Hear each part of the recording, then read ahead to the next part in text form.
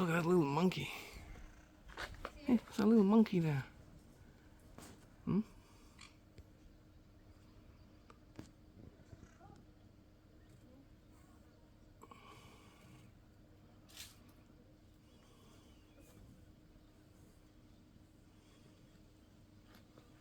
Not easy to film between the fence. Not easy. Simon, hvad er det? What is that one? It's a big rabbit. Hmm?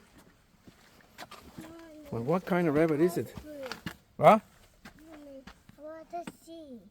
Wanna see? Kom. En belgisk kæmpe. Dem har jeg også haft. You can eat that one, and I ate one. Tastes good, just like a mix between chicken and pork. So, there's another bird in here. 3 other kinds of birds. They are sitting up there. The branches.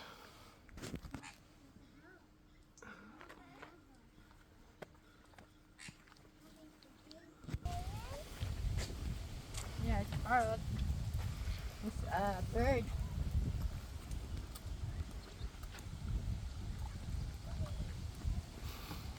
Gonna feed the sea lions. That's the reindeer. The reindeer. Nej.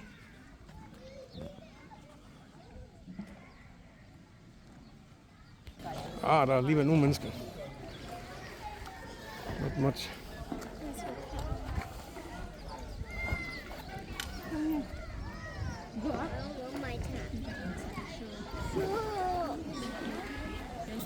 Så skal der fodres. Ja.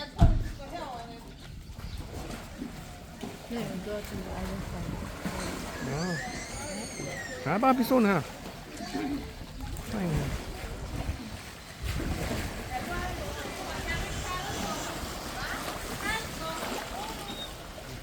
De har navn også. Det er planes. Se, de kan spin around, Simon.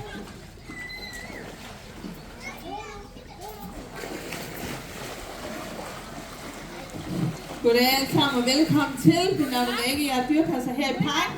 Og jeg har vores anden fodring og træning her på vores sydafrikanske søbjørn. Og jeg beklager, der er lidt forvirring, det vil jeg gerne komme ind på lidt senere, hvorfor der lige er det her til at starte med. Allerførst vil jeg lige lave en hurtig præsentation af en ting, nu hvis I havde glemt. Eller først lige var kommet, hvem det er, vi har herinde. Vi har en på min venstre side, det er Guela. Guela, det er vores ældste hund, hun er 20 år gammel.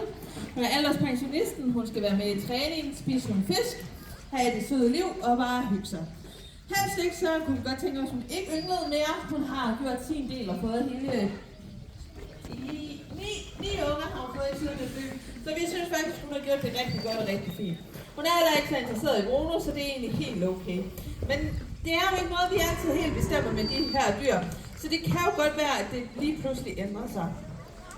Og når hun er sådan en ældre søbjørn, hvor længe vi har hende nu, det er svært at sige. Lige nu så viser hun ikke de store alderstegn, og så har vi hende længe endnu. Hvis hun lige pludselig begynder at gå ned og bakke dem, så tager vi stilling til det til den tid. Den vi har foran mig her, det er Robbie. Robbie, det er vores mellemste hund. Hun er 14 år gammel og i sin bedste alder. Og hun ynglede sammen med vores gamle han. Vi vil også rigtig gerne, hun ynglede sammen med Bruno. Det er hun bare ikke helt enig i.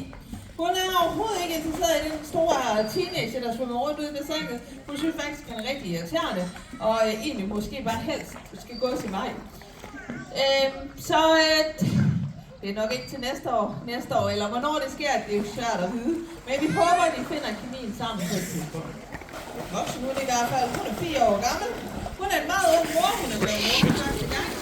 Det er jo sådan en lille... Så var lige op foran mig. Splash zone. Ja, det er vist splash zone. Literally set. Bogstaveligt set. Tak. Nu er jeg væk herfra. Wow. Kunne gøre den her proces, det er udelukkende indkaldt hele handler om. Sola er ikke med i træning, det er hun ikke, fordi hun ikke spiser fisk. Hun giver jo sin mor indkaldt, det gør hun helt op til det første år i hendes liv. Så før hun har begyndt at lære at spise fisk, så kan vi altså ikke begynde at have hende med i træning endnu. Efter skrammer, eventuelle skader, ømhed, alt. Jeg har lige tjekket lov fra Goela, hun er lige blevet rørt på kroppen, og vi kan så kigge over det hele. Og grunden til, at vi har trænet dem til det her, det er fordi søbjørne det er et havpattedyr. Det vil sige, at de skal tænke over, hver gang de trækker vejret. Det sker ikke på automatik, ligesom det gør med os mennesker. Derfor så er søbjørn også et dyr, man rigtig gerne vil undgå på de bedøvelse, for der er simpelthen sådan en stor sandsynlighed for, at de ikke vågner op igen. Sådan der. Så derfor så kan vi altså lave alle de her ting over. Det er også en måde, vi kan tjekke, om søbjørnene kan ondt nogle steder, det hvis de faktisk ikke rigtig gider at springe. Og vi undgår jo også, at de hos sæk ved at gøre det for ondt i kroppen. Sådan der.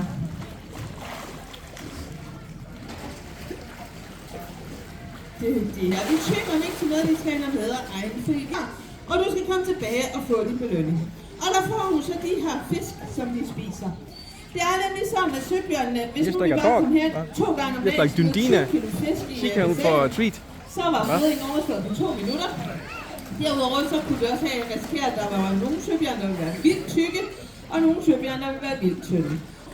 Gør jo, at vi også samtidig med kan styre, at hver søbjørn individuelt får den mængde, de har brug for. Og lige nu, der spiser søbjørnene rigtig meget. Det gør det, fordi at søbjørnen har 300.000 hårstrå per kvadratcentimeter fordelt på 2 liter pels, og den pels er de ved at skifte lige nu. Det gør de for at bygge op og skal danne ny spæklag og gøre klar til en ny vinter. Så er man altså lige nødt til at skifte den gamle pels, så der ikke er nogen uldheder og dyr, og jeg kunne blive ved med at snakke om den længe. Men på et eller andet tidspunkt, så bliver det også kedeligt at høre mig bare snakke, fordi lige pludselig løber vi altså tør for fisk. Vi har ikke... Ja. Se, Simon gør der. Se. Hvad Simon? He henter bold. Simon is tired, he's træt. Not in a good mood now.